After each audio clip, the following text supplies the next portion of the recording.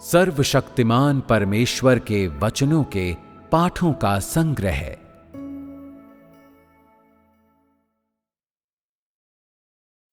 राज्य का युग वचन का युग है।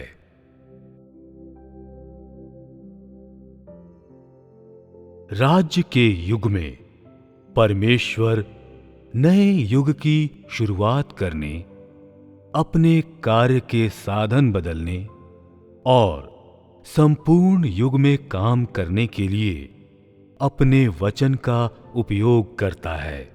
वचन के युग में यही वह सिद्धांत है जिसके द्वारा परमेश्वर कार्य करता है।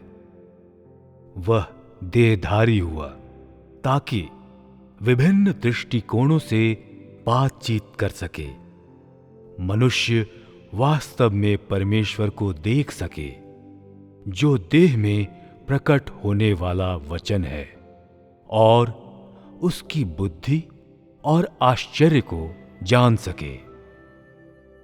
उसने यह कार्य इसलिए किए ताकि वह मनुष्यों को जीतने, उन्हें पूर्ण बनाने और खत्म करने के लक्ष्यों को बेहतर ढंग से हासिल कर सके। वचन के युग में वचन को उपयोग करने का यही वास्तविक अर्थ है।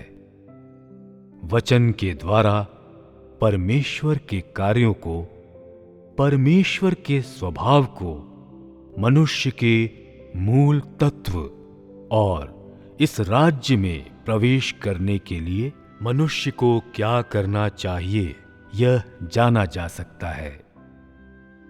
वचन के युग में परमेश्वर जिन सभी कार्यों को करना चाहता है, वे वचन के द्वारा संपन्न होते हैं। वचन के द्वारा ही मनुष्य की असलियत का पता चलता है, उसे नष्ट किया जाता है और परखा जाता है। मनुष्य ने वचन देखा है, सुना है और वचन के अस्तित्व को जाना है, जिसके परिणाम स्वरूप वह परमेश्वर के अस्तित्व पर विश्वास करता है। मनुष्य परमेश्वर के सर्वशक्तिमान होने और उसकी बुद्धि पर, साथ ही साथ मनुष्यों के लिए परमेश्वर के हृदय के प्रेम और मनुष्यों का उद्धार करने की उसकी अभिलाषा पर विश्वास करता है। यद्यपि वचन शब्द सरल और साधारण है, देहधारी परमेश्वर के मुख से निकला वचन संपूर्ण ब्रह्मांड को कंपाता है और उसका वचन मनुष्य के हृदय को रूपांतरित करता है।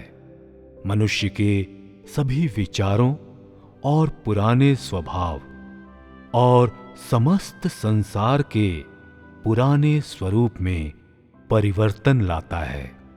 युगों युगों से केवल आज के दिन का परमेश्वर ही इस प्रकार से कार्य करता है और केवल वही इस प्रकार से बोलता और मनुष्य का उद्धार करता है। इसके बाद मनुष्य वचन के मार्गदर्शन में, उसकी चरवाही में और उससे प्राप्त आपूर्ति में जीवन जीता है। वह वचन के संसार में जीता है, परमेश्वर के वचन के कोप और आशीषों में जीता है, और उससे भी अधिक वह परमेश्वर के वचन के न्याय और ताड़ना के अधीन जीता है। ये वचन और यह कार्य सब कुछ मनुष्य के उद्धार, परमेश्वर की इच्छा को पूरा करने और पुरानी सृष्टि के संसार के मूल रूप रंग को बदलने के लिए है। परमेश्वर ने संसार की सृष्टि वचन से की। समस्त ब्रह्मांड में मनुष्य की अगुवाई वचन के द्वारा करता है, उन्हें वचन के द्वारा जीतता और उद्धार करता है। अंत में वह इसी वचन के द्वारा समस्त प्राचीन जगत का अंत कर देगा। केवल तब उसके प्रबंधन की योजना पूरी होगी। राज्य के युग के शुरू से अंत तक परमेश्वर अपना काम करने और अपने कामों का परिणाम प्राप्त करने के लिए वचन का उपयोग करता है। वह अद्भुत काम या चमत्कार नहीं करता। वह अपने कार्य को केवल वचन के द्वारा संपन्न करता है। वचन के कारण मनुष्य पोषण और आपूर्ति पाता है। वचन के कारण मनुष्य ज्ञान और वास्तविक अनुभव प्राप्त करता है। वचन के युग में मनुष्य ने वास्तव में अति विशेष आशीषें पाई हैं। मनुष्य को शरीर में कोई कष्ट नहीं होता और वह परमेश्वर के वचन की भरपूर आपूर्ति का आनंद उठाता है। उन्हें प्रयास करने या यात्रा करने की आवश्यकता नहीं और बड़ी आसानी से वे परमेश्वर के मुख को निहारते हैं, उसे व्यक्तिगत रूप में बातें करते हुए सुनते हैं, उसके द्वारा आपूर्ति पाते हैं और उसे व्यक्तिगत रूप में उसका काम करते हुए देखते हैं। बीते दिनों में मनुष्य को इन सब बातों का आनंद प्राप्त नहीं था और वे इन आशीषों को कभी प्राप्त नहीं कर सकते थे। परमेश्वर ने निश्चय ही मनुष्यों को पूर्ण करने का निर्णय कर लिया है। वह चाहे किसी भी दृष्टिकोण से यह कहता है, सब बातें इन लोगों को पूर्ण बनाने के लिए हैं। आत्मा के दृष्टिकोण से कहे गए वचन मनुष्यों के समझने में कठिन होते हैं और मनुष्यों को उन पर अमल करने का मार्ग नहीं मिलता, क्योंकि मनुष्य की ग्रहण करने की क्षमता सीमित है। परमेश्वर के कार्य के विभिन्न प्रभाव होते हैं और उसके कार्य के प्रत्येक चरण का एक उद्देश्य है। साथ ही मनुष्यों को पूर्ण बनाने के लिए उसे अलग अलग दृष्टिकोण से बात करनी होगी। यदि वह केवल पवित्र आत्मा के ही दृष्टिकोण से बातचीत करे तो परमेश्वर के कार्य का यह चरण पूरा नहीं हो सकता है। उसके बात करने के ढंग से तुम जान सकते हो कि वह इस जन समूह के लोगों को पूर्ण करने के लिए दृढ़ संकल्पित है। यदि तुम परमेश्वर के द्वारा पूर्ण बनाए जाने की इच्छा रखते हो तो तुम्हें पहला कदम क्या लेना चाहिए? सबसे पहले तुम्हें परमेश्वर के काम के बारे में जानना चाहिए, क्योंकि नए नए साधनों का उपयोग किया जा रहा है। एक युग एक दूसरे युग में बदल गया है। परमेश्वर जिन साधनों के द्वारा काम करता है वे भी बदल गए हैं और परमेश्वर जैसे बोलता है उसमें भी बदलाव आया है। अब न केवल परमेश्वर के कार्य के साधन बदले हैं, साथ ही साथ युग भी बदल गया है। पूर्व में यह राज्य का युग था। इसमें जो कार्य था वह परमेश्वर से प्रेम करना था। अब यह सहस्त्राब्दिक राज्य का युग है, वचन का युग, अर्थात वह युग जिसमें परमेश्वर मनुष्यों को पूर्ण बनाने के लिए बहुत तरीकों से बोलता है और मनुष्य को आपूर्ति करने के लिए विभिन्न दृष्टिकोणों से बोलता है। जैसे जैसे समय सहस्त्राब्दिक राज्य के युग में बदला, परमेश्वर ने मनुष्यों को पूर्ण बनाने के लिए वचन का उपयोग करना आरंभ कर दिया। मनुष्यों को जीवन की वास्तविकता में प्रवेश करने योग्य बनाने लगा और सही मार्ग पर उनकी अगुवाई करने लगा। मनुष्यों ने परमेश्वर के कार्य के बहुत से चरणों का अनुभव किया है और यह देखा है कि परमेश्वर का कार्य बिना बदले नहीं रहता, बल्कि यह कार्य लगातार बढ़ता और गहरा होता जाता है। इतने लंबे समय तक अनुभव करने के बाद परमेश्वर का कार्य बदला है और बार बार बदला है, परंतु परिवर्तन चाहे जो भी हो, वह मनुष्यों में कार्य करने के परमेश्वर के उद्देश्य से अलग नहीं हुआ।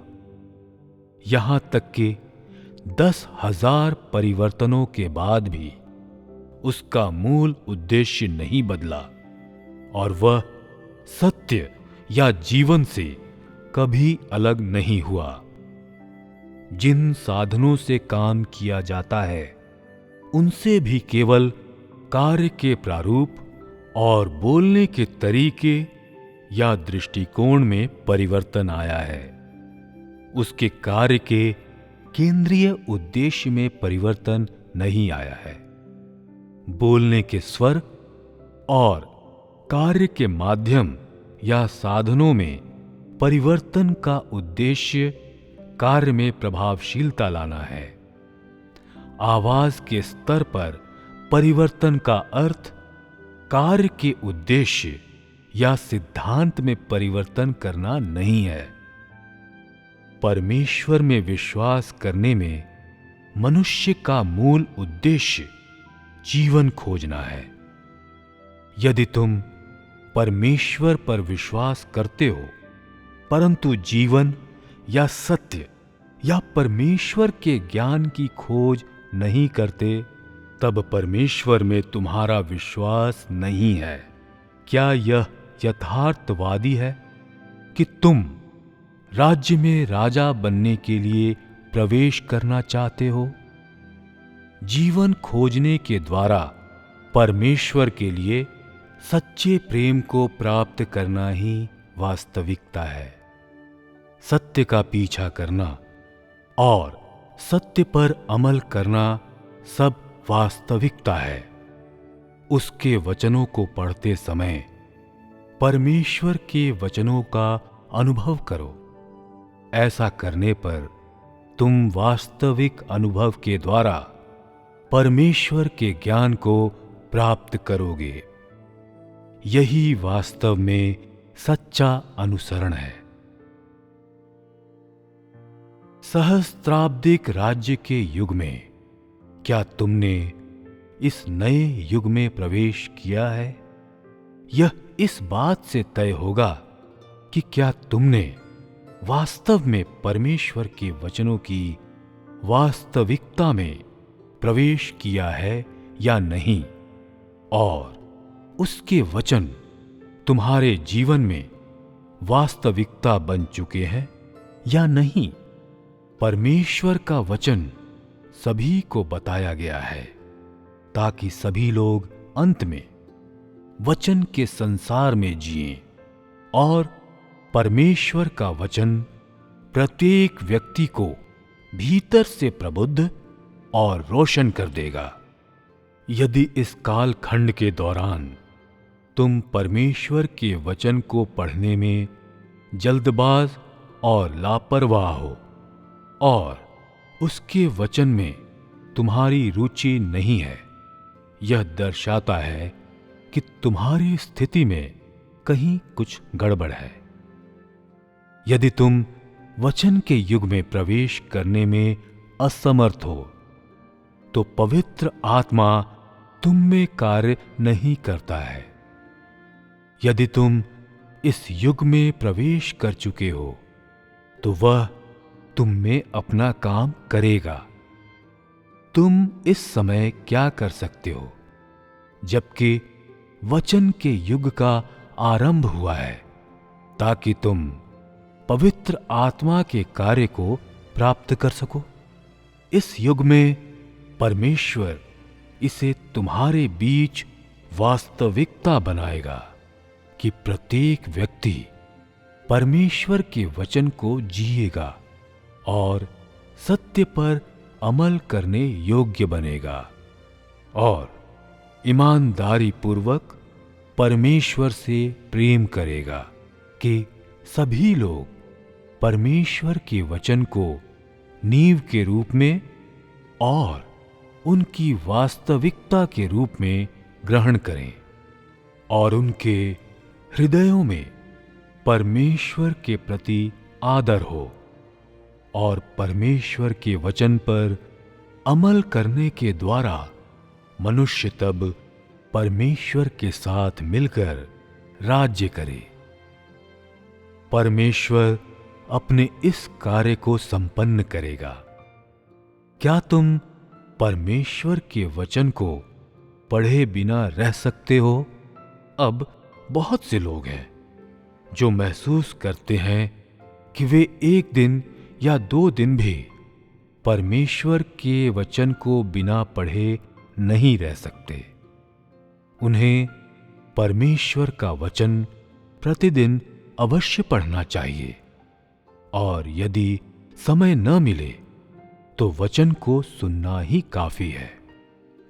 यही भाव मनुष्य को पवित्र आत्मा की ओर से मिलता है और इस प्रकार वो मनुष्य को चालित करता है, अर्थात पवित्र आत्मा वचन के द्वारा मनुष्य को नियंत्रित करता है ताकि मनुष्य परमेश्वर के वचन की वास्तविकता में प्रवेश करे। यदि परमेश्वर के वचन को खाए पिए बिना बस एक ही दिन में तुम्हें अंधकार और प्यास का अनुभव हो और तुम्हें यह अस्वीकार्य लगता है, तब ये बातें दर्शाती हैं कि पवित्र आत्मा तुम्हें प्रेरित कर रहा है और वह तुमसे अलग नहीं हुआ है। तब तुम वह हो जो इस धारा में हो। किंतु यदि परमेश्वर के वचन को खाए पिए बिना 1 या 2 दिन के बाद तुम में कोई अवधारणा न हो या तुम्हें भूख प्यास न लगे और तुम द्रवित महसूस न करो, तो यह दर्शाता है कि पवित्र आत्मा तुमसे दूर जा चुका है। इसका अर्थ है कि तुम्हारी भीतरी दशा सही नहीं है।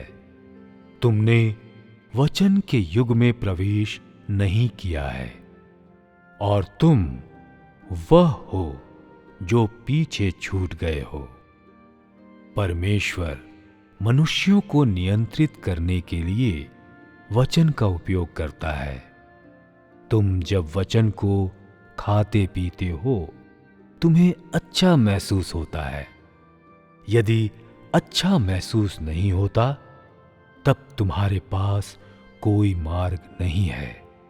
परमेश्वर का वचन मनुष्यों का भोजन और उन्हें संचालित करने वाली शक्ति बन जाता है। बाइबल में लिखा है, मनुष्य केवल रोटी से ही नहीं परंतु हर एक वचन से जो परमेश्वर के मुख से निकलता है जीवित रहेगा। यही वो कार्य है जो परमेश्वर इस दिन में संपन्न करेगा। वह तुम लोगों को इस सत्य का अनुभव कराएगा। यह कैसे होता था कि प्राचीन दिनों में लोग परमेश्वर का वचन बिना पढ़े बहुत दिन रहते थे, पर खाते पीते और काम करते थे, और अब ऐसा क्यों नहीं होता? इस युग में परमेश्वर सब मनुष्यों को नियंत्रित करने के लिए मुख्य रूप से वचन का उपयोग करता है। परमेश्वर के वचन के द्वारा मनुष्य परखा और पूर्ण बनाया जाता है, और तब अंत में राज्य में ले जाया जाता है।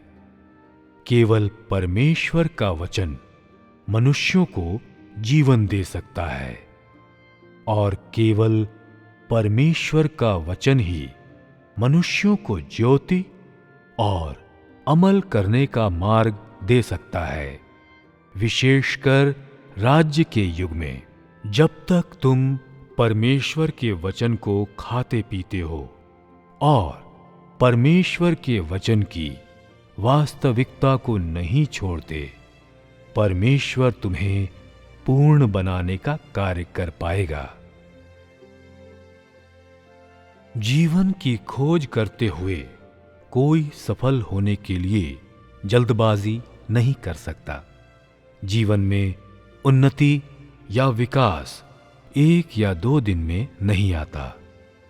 परमेश्वर का कार्य सामान्य और व्यवहारिक है, और इसे एक आवश्यक प्रक्रिया से गुजरना होगा।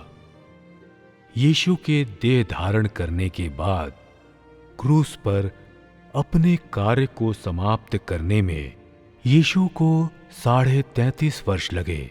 मनुष्य के जीवन की तो बात ही ना करो। एक सामान्य व्यक्ति के लिए परमेश्वर को प्रकट करना आसान काम नहीं है, और यह विशेष रूप से बड़े लाल अजगर के देशवासियों के लिए और भी कठिन है।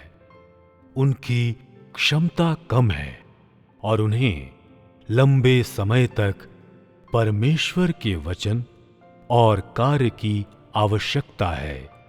इसलिए परिणाम पाने के लिए जल्दबाजी न करो। परमेश्वर के वचनों को खाने पीने के लिए तुम्हें पहले से ही सक्रिय होना होगा और परमेश्वर के वचनों पर अधिक से अधिक परिश्रम करना होगा। उसके वचनों को पढ़ने के बाद तुम्हें इस योग्य हो जाना चाहिए कि तुम वास्तव में उन पर अमल करो, और परमेश्वर के वचनों में तब तुम्हें ज्ञान, अंतर्दृष्टि, परख और बुद्धि प्राप्त होगी, और इनके द्वारा तुम समझ भी नहीं पाओगे, परंतु तुम बदलते जाओगे। यदि परमेश्वर के वचनों को खाने पीने, उसके वचनों को पढ़ने को तुम सिद्धांत बना लो, उसे जानने लगो, अनुभव करने लगो, अमल में लाने लगो, तो तुम्हें पता भी नहीं चलेगा और तुम उन्नति करने लगोगे। कुछ कहते हैं कि वे परमेश्वर का वचन पढ़ने के बाद भी उस पर अमल नहीं कर पाते। तुम किस जल्दबाजी में हो? जब तुम एक निश्चित कद तक पहुंच जाते हो, तुम परमेश्वर के वचन पर अमल करने योग्य बन जाओगे। क्या 4 या 5 वर्ष का बालक कहेगा कि वह अपने माता पिता का सहयोग या आदर करने में असमर्थ है? तुम्हें अब जान लेना चाहिए कि तुम्हारा कद कितना है। तुम जिन पर अमल कर सकते हो, अमल करो, और परमेश्वर के प्रबंधन को बिगाड़ने वाले न बनो। सरल रूप में कहें तो केवल परमेश्वर के वचनों को खाओ पियो और आगे बढ़ते हुए उन्हें अपना सिद्धांत बना लो। इस बारे में चिंता न करो कि परमेश्वर तुम्हें पूर्ण कर सकता है या नहीं। अभी इस विषय में सोच विचार न करो। केवल परमेश्वर के वचनों का खान पान करो। जब वह तुम्हारे सामने आता है और यह बात निश्चित है कि परमेश्वर तुम्हें अवश्य पूरा करेगा। हालांकि परमेश्वर के वचन को खाने पीने का एक नियम है, आंखें मूंद कर यह न करो, बल्कि उन शब्दों को खोजो जिन्हें तुम्हें जानना चाहिए, अर्थात वे जिनका संबंध दर्शन से है। दूसरा एक पहलू जिसे खोजना चाहिए वो है उन वचनों पर वास्तव में अमल करना, अर्थात वे बातें जिनमें तुम्हें प्रवेश करना है और करना चाहिए। एक पहलू ज्ञान का है और दूसरा उसमें प्रवेश करने का है।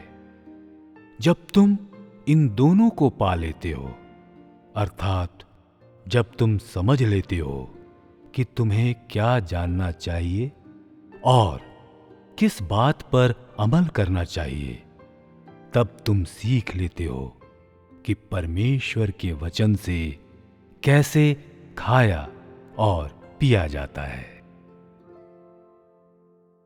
आगे बढ़ने पर परमेश्वर के वचन के बारे में बात करना वह सिद्धांत है जिसके द्वारा तुम बोलते हो।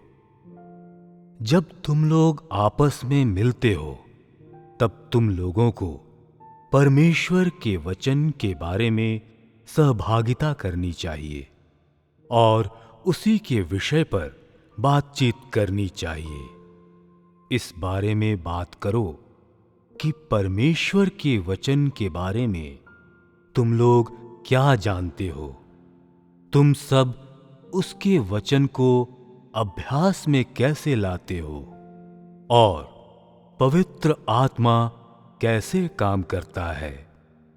यदि तुम परमेश्वर के वचन के बारे में सहभागिता करते हो, पवित्र आत्मा तुम्हें प्रकाशित करेगा। यदि तुम चाहते हो कि तुम्हारे आसपास परमेश्वर के वचन का संसार बने, तो तुम्हें भी सहयोग करना चाहिए। यदि तुम इसमें प्रवेश नहीं करते हो, तो परमेश्वर तुम में अपना काम नहीं कर सकता है। यदि तुम परमेश्वर के वचन के बारे में बातचीत नहीं करोगे, वह तुम्हें रोशन नहीं कर सकता है।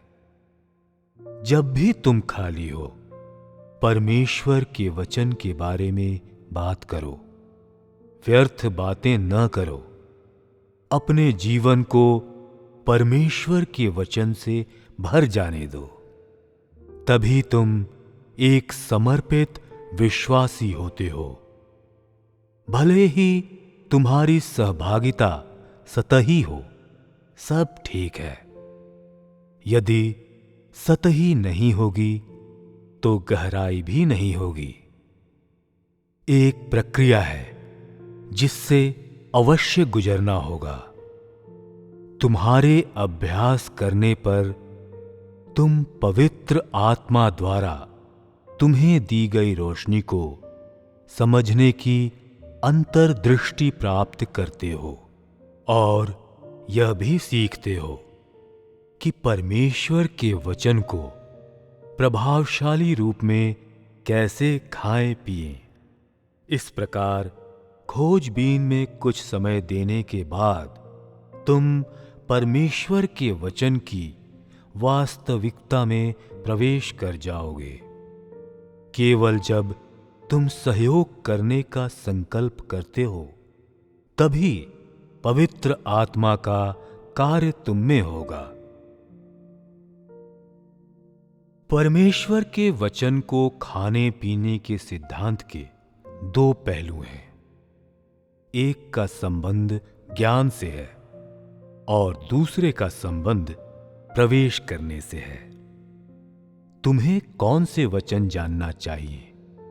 तुम्हें दर्शन से जुड़े वचन जानना चाहिए, अर्थात परमेश्वर अब किस युग में प्रवेश कर चुका है, अब परमेश्वर क्या प्राप्त करना चाहता है, देह धारण क्या है और ऐसी अन्य बातें। ये सभी बातें दर्शन से संबंधित हैं। वह कौन सा मार्ग है जिस पर मनुष्य को जाना चाहिए? यह परमेश्वर के उन वचनों का उल्लेख करता है जिन पर मनुष्य को अमल करना और चलना चाहिए। परमेश्वर के वचन को खाने और पीने के ये दो पहलू हैं। अब से तुम परमेश्वर के वचन को इसी तरह खाओ पियो। यदि तुम्हें दर्शन के बारे में वचनों की स्पष्ट समझ है तो अधिक पढ़ने की आवश्यकता नहीं है। मुख्य बात है प्रवेश करने से संबंधित वचनों को अधिक खाना और पीना, जैसे कि किस प्रकार परमेश्वर की ओर अपने हृदय को मोड़ना है, किस प्रकार परमेश्वर के समक्ष अपने हृदय को शांत करना है और कैसे शरीर का परित्याग करना है। यही सब है जिस पर तुम्हें अमल करना है। परमेश्वर के वचन को कैसे खाएं पिएं, यह जाने बिना असली सहभागिता संभव नहीं है। जब एक बार तुम जान लेते हो कि परमेश्वर के वचन को कैसे खाएं पिएं और तुम समझ जाते हो कि कुंजी क्या है, तो सहभागिता तुम्हारे लिए आसान होगी। जो भी मसले उठेंगे तुम उनके बारे में सहभागिता कर पाओगे और वास्तविकता को समझ लोगे। बिना वास्तविकता के परमेश्वर के वचन से सहभागिता करने का अर्थ है तुम यह समझ पाने में असमर्थ हो कि कुंजी क्या है, और यह बात दर्शाती है कि तुम परमेश्वर के वचन को खाना पीना नहीं जानते। कुछ लोग परमेश्वर का वचन पढ़ते समय थकान का अनुभव करते हैं। यह दशा सामान्य नहीं है। वास्तव में सामान्य बात यह है कि परमेश्वर का वचन पढ़ते हुए तुम कभी थकते नहीं। सदैव उसकी भूख प्यास बनी रहती है और तुम सदैव सोचते हो कि परमेश्वर का वचन भला है, और वह व्यक्ति जो सचमुच प्रवेश कर चुका है वह परमेश्वर के वचन को ऐसे ही खाता पीता है। जब तुम अनुभव करते हो कि परमेश्वर का वचन सचमुच व्यवहारिक है और मनुष्य को इसमें प्रवेश करना ही चाहिए, जब तुम महसूस करते हो कि परमेश्वर का वचन मनुष्य के लिए बहुत ही अधिक सहायक और लाभदायक है और यह मनुष्य को जीवन देता है, यह भावना तुम्हें पवित्र आत्मा देता है।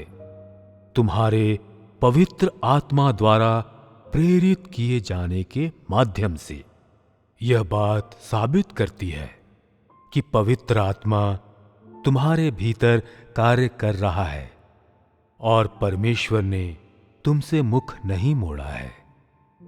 यह जानकर कि परमेश्वर सदैव बातचीत करता है, कुछ लोग उसके वचनों से थक जाते हैं और वे सोचते हैं कि परमेश्वर के वचन को पढ़ने या न पढ़ने का कोई परिणाम नहीं होता। यह सामान्य दशा नहीं है।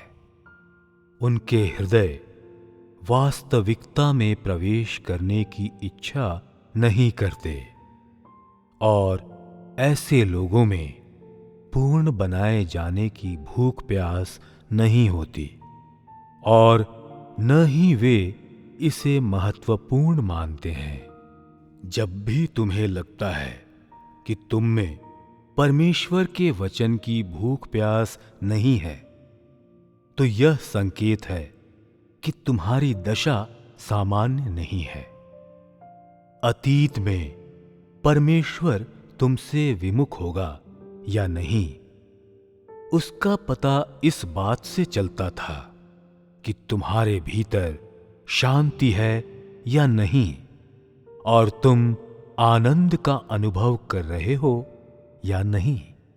अब यह इस बात से पता चलता है कि तुम में वचन की भूख प्यास है या नहीं। क्या उसके वचन तुम्हारी वास्तविकता है? क्या तुम निष्ठावान हो और क्या तुम वह करने योग्य हो जो तुम परमेश्वर के लिए कर सकते हो? दूसरे शब्दों में, मनुष्य को परमेश्वर के वचन की वास्तविकता के द्वारा जांचा परखा जाता है। परमेश्वर अपने वचनों को सभी मनुष्यों की ओर भेजता है। यदि तुम उसे पढ़ने के लिए तैयार हो, वह तुम्हें रोशन करेगा। यदि तुम तैयार नहीं हो, वह तुम्हें रोशन नहीं करेगा। परमेश्वर उन्हें रोशनी देता है जो धार्मिकता के भूखे प्यासे हैं और परमेश्वर को खोजते हैं। कुछ लोग कहते हैं कि परमेश्वर ने वचन पढ़ने के बाद भी उन्हें रोशन नहीं किया। परमेश्वर के वचन कैसे पढ़े गए थे? यदि तुमने बीच बीच में से पढ़ा और वास्तविकता को कोई महत्व नहीं दिया, तो परमेश्वर कैसे तुम्हें रोशन कर सकता है? कैसे वह व्यक्ति जो परमेश्वर के वचन को संजो कर नहीं रखता, परमेश्वर के द्वारा पूर्ण बनाया जा सकता है? यदि तुम परमेश्वर के वचन को संजो कर नहीं रखते, तब तुम्हारे पास न तो सत्य और न ही वास्तविकता होगी। यदि तुम उसके वचन को संजो कर रखते हो, तब तुम सत्य का अभ्यास कर पाओगे और तभी तुम वास्तविकता को पाओगे। इसलिए स्थिति चाहे जो भी हो, तुम्हें परमेश्वर के वचन को खाना और पीना चाहिए। तुम चाहे व्यस्त हो या न हो, परिस्थितियां विपरीत हो या न हो, और चाहे तुम परखे जा रहे हो या नहीं परखे जा रहे हो, कुल मिलाकर परमेश्वर का वचन मनुष्य के अस्तित्व का आधार है। कोई भी उसके वचन से विमुख नहीं हो सकता और उसके वचन को ऐसे खाना होगा मानो वे दिन के 3 बार के भोजन हों। क्या परमेश्वर के द्वारा पूर्ण बनाया जाना और प्राप्त किया जाना इतना आसान हो सकता है? अभी तुम इसे समझो या न समझो, तुम्हारे भीतर परमेश्वर के कार्य को समझने की अंतर्दृष्टि हो या न हो, तुम्हें परमेश्वर के वचन को अधिक से अधिक खाना और पीना चाहिए। यह तत्परता और क्रियाशीलता के साथ प्रवेश करना है। परमेश्वर के वचन को पढ़ने के बाद जिसमें प्रवेश कर सको, उस पर अमल करने की तत्परता दिखाओ। तुम जो नहीं कर सकते, उसे कुछ समय के लिए दरकिनार रखो। आरंभ में हो सकता है परमेश्वर के बहुत से वचन तुम समझ न पाओ, पर 2 या 3 माह बाद या फिर 1 वर्ष के बाद तुम समझने लगोगे। ऐसा क्यों है? ऐसा इसलिए है क्योंकि परमेश्वर 1 या 2 दिन में मनुष्य को पूर्ण नहीं कर सकता। अधिकतर समय जब तुम परमेश्वर का वचन पढ़ते हो, तुम उस समय उसे नहीं समझ पाओगे। उस समय वह तुम्हें लिखित पाठ से अधिक प्रतीत नहीं होगा। केवल कुछ समय के अनुभव के बाद तुम उसे समझने योग्य बन जाओगे। परमेश्वर ने बहुत कुछ कहा है, इसलिए उसके वचन को खाने पीने के लिए तुम्हें अधिक से अधिक प्रयास करना चाहिए। तुम्हें पता भी नहीं चलेगा और तुम समझने लगोगे और पवित्र आत्मा तुम्हें रोशन करेगा। जब पवित्र आत्मा मनुष्य को रोशन करता है, तब अक्सर मनुष्य को उसका ज्ञान नहीं होता। वह तुम्हें रोशन करता है और मार्गदर्शन देता है जब तुम भूखे प्यासे होते हो और उसे खोजते हो। पवित्र आत्मा जिस सिद्धांत पर कार्य करता है, वह परमेश्वर के वचन पर केंद्रित होता है, जिसे तुम खाते और पीते हो। वे सब जो परमेश्वर के वचन को महत्व नहीं देते और उसके प्रति सदैव एक अलग तरह का दृष्टिकोण रखते हैं, लापरवाही का, और यह विश्वास करते हैं कि वे वचन को पढ़ें या न पढ़ें, कुछ फर्क नहीं पड़ता। वे हैं जो वास्तविकता नहीं जानते। उन व्यक्तियों में न तो पवित्र आत्मा का कार्य और न ही उसके द्वारा दी गई रोशनी दिखाई देती है। ऐसे व्यक्ति बस साथ साथ चलते हैं और वे बिना उचित योग्यताओं के मात्र दिखावा करने वाले लोग हैं। जैसे कि एक दृष्टांत में नैनगुओ थे। परमेश्वर के वचन को अपने जीवन की वास्तविकता बनाए बिना तुम्हारा कोई वास्तविक कद नहीं है। जब परीक्षा का समय आएगा, तुम निश्चय ही असफल होगे और तब तुम्हारा वास्तविक कद प्रकट हो जाएगा। परंतु उस समय वे जो नियमित रूप में वास्तविकता में प्रवेश करने की खोज में लगे होते हैं, वे परमेश्वर के कार्य के उद्देश्य को समझेंगे। वे जो सचेत हैं और परमेश्वर के लिए भूख प्यास रखते हैं, उन्हें परमेश्वर के प्रेम का प्रतिदान करने के लिए व्यवहारिक रूप में प्रयत्न करना चाहिए। वे जिनमें वास्तविकता नहीं है, वे छोटी छोटी बातों का भी सामना नहीं कर सकते। जिनका कुछ वास्तविक कद है, उनमें और जिनका कोई कद नहीं है, उनमें एक अंतर है। क्यों दोनों ही परमेश्वर के वचन को खाते पीते हैं, परंतु कुछ परीक्षाओं के समय दृढ़ रहते हैं, जबकि दूसरे उससे भाग जाते हैं। स्वाभाविक है कि जो भागते हैं, उनका वास्तव में कोई कद नहीं है।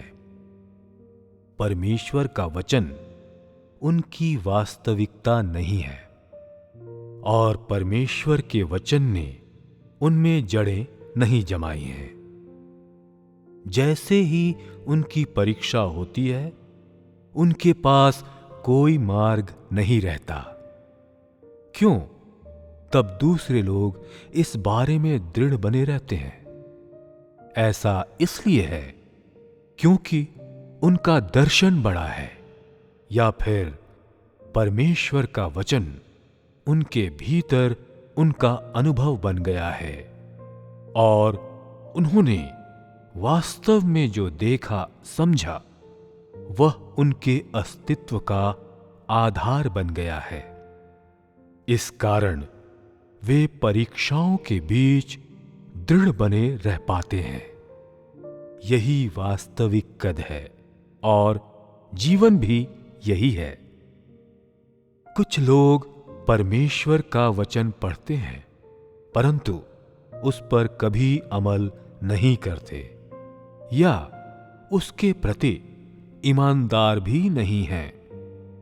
वे जो ईमानदार या गंभीर नहीं हैं, कभी अमल करने को महत्व नहीं देते।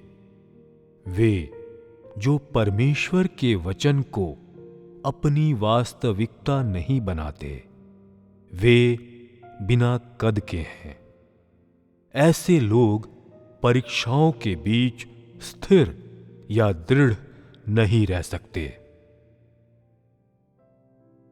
जब परमेश्वर बोलते हैं, तुम्हें तुरंत उसके वचनों को स्वीकार करना और उन्हें खाना चाहिए। इससे कोई फर्क नहीं पड़ता कि तुम कितना समझे। इस विचारधारा को अपनाओ कि तुम वचन को खाने, उसे जानने और उसके वचन पर अमल करने पर अपना ध्यान केंद्रित करोगे। तुम्हें यही करना चाहिए। इस बात की चिंता न करो कि तुम्हारा कद कितना बड़ा हो जाएगा। केवल परमेश्वर के वचन को खाने पर ध्यान केंद्रित करो। इसी तरह से मनुष्यों को परमेश्वर का सहयोग करना चाहिए। तुम्हारा आत्मिक जीवन मुख्यतः उस वास्तविकता में प्रवेश करना है जहां तुम परमेश्वर के वचनों को खाओ, पियो और उन पर अमल करो। तुम्हें अन्य किसी बात पर ध्यान केंद्रित नहीं करना चाहिए। कलीसिया के अगुवे को इस बारे में सभी भाई बहनों की अगुवाई करने में सक्षम होना चाहिए कि वे परमेश्वर के वचन को कैसे खाएं पिएं। यह सभी कलीसियाई अगुवों की जिम्मेवारी है। वे चाहें युवा हों या वृद्ध, सभी को परमेश्वर के वचन को खाने पीने को महत्व देना चाहिए और उन वचनों को अपने अपने हृदयों में रखना चाहिए। यदि तुम इस वास्तविकता में प्रवेश कर लेते हो तो तुम राज्य के युग में प्रवेश कर लोगे। आजकल बहुत से हैं जो महसूस करते हैं कि वे परमेश्वर के वचन को खाए पिए बिना नहीं रह सकते और समय चाहे जैसा भी हो, वे महसूस करते हैं कि परमेश्वर का वचन नया है। तब कहीं मनुष्य सही मार्ग पर चलना आरंभ करता है। परमेश्वर मनुष्यों में काम करने और उनकी आपूर्ति करने के लिए वचन का उपयोग करता है। जब सब लोग परमेश्वर के वचन की लालसा और भूख प्यास रखते हैं, वे परमेश्वर के वचन के संसार में प्रवेश करेंगे। परमेश्वर बहुत बातें कह चुका है। तुमने कितना ज्ञान पाया है? तुमने कितने में प्रवेश पाया है? यदि कलीसिया के अगुवे ने भाइयों और बहनों को परमेश्वर के वचन की वास्तविकता में अगुवाई नहीं की है, वे अपने कर्तव्य पालन में चूक गए हैं और अपनी जिम्मेवारियों को पूरा करने में असफल हुए हैं। परमेश्वर के वचन को खाने पीने में तुम्हारी कितनी भी गहराई है या तुम कितना भी अधिक ग्रहण कर सकते हो, उसके बावजूद तुम्हें परमेश्वर के वचन को खाना पीना आना चाहिए। तुम्हें परमेश्वर के वचन का महत्व मानना चाहिए और परमेश्वर के वचन को खाने पीने की आवश्यकता को समझना चाहिए और उसका महत्व समझना चाहिए। परमेश्वर ने बहुत कुछ कह दिया है। यदि तुम उसके वचन को नहीं खाते पीते और उसे खोजते नहीं या उस पर अमल नहीं करते, यह नहीं माना जा सकता कि तुम परमेश्वर पर विश्वास करते हो।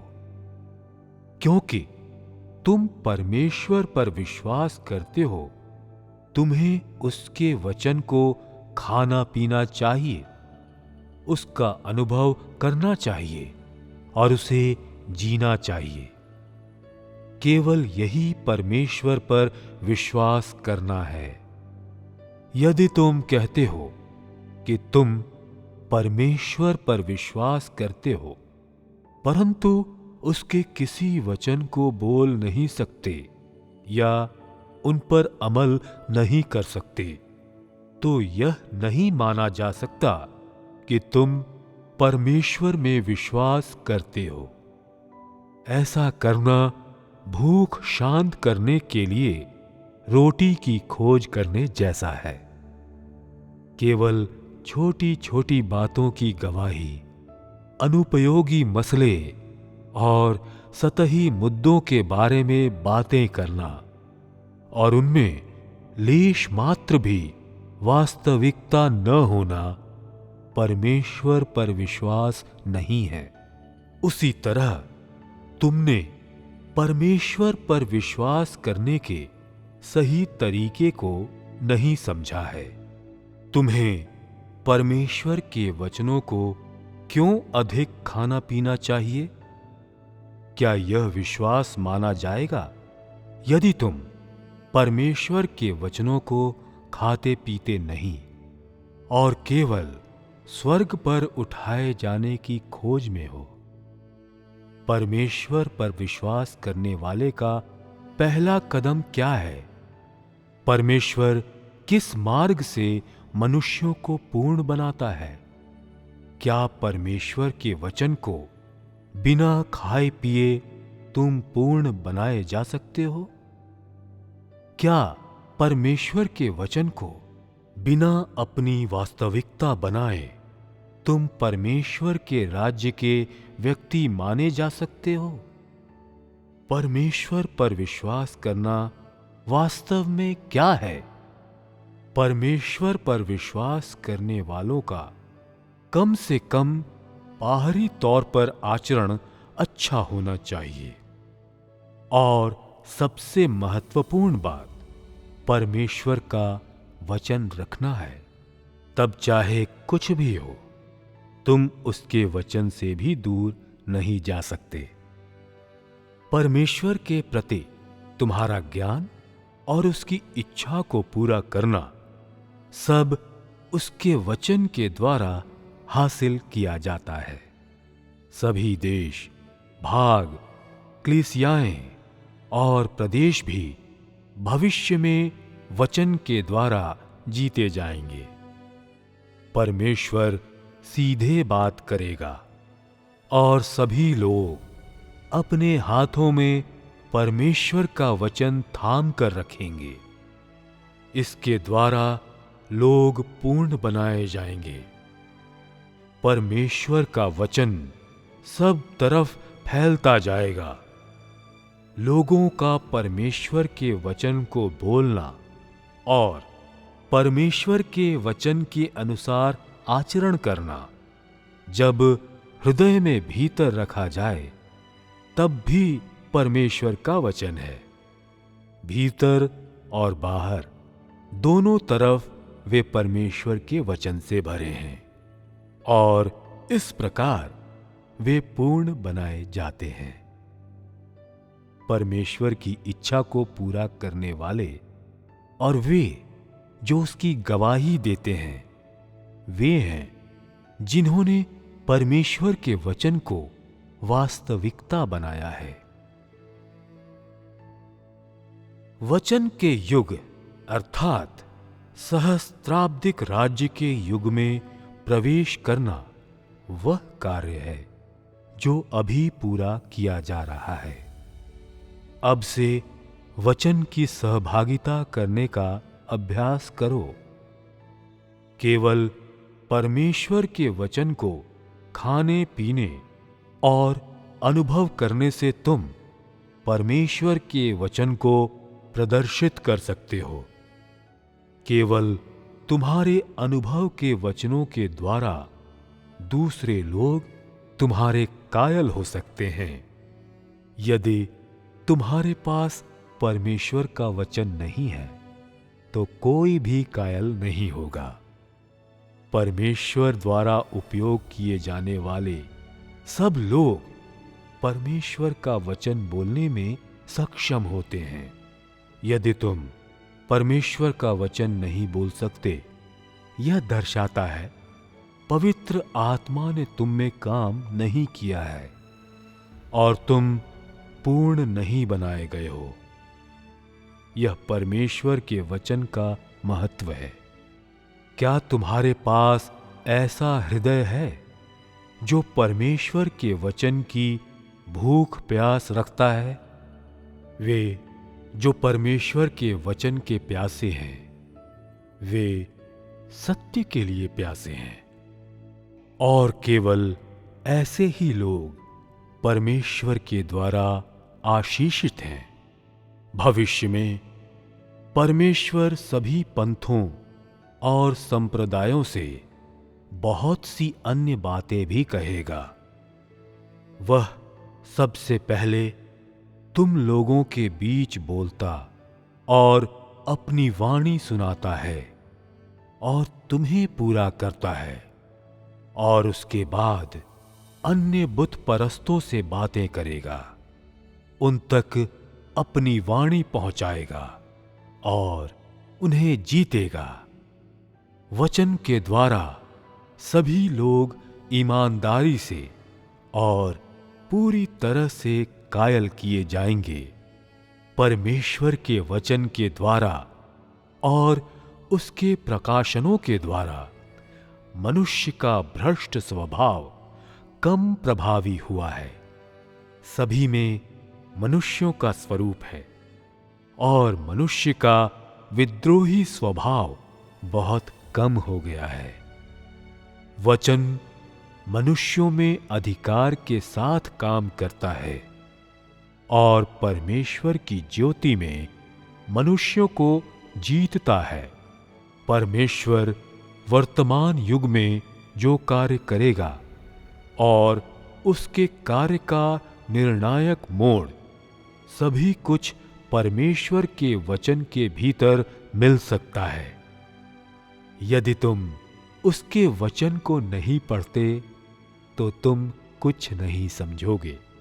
उसके वचन को खाने पीने के द्वारा भाइयों और बहनों के साथ सहभागिता करके और तुम्हारे वास्तविक अनुभव के द्वारा परमेश्वर के वचन का तुम्हारा ज्ञान व्यापक हो जाएगा। केवल इसी प्रकार से तुम सचमुच वास्तविक जीवन में उसे जी सकते हो।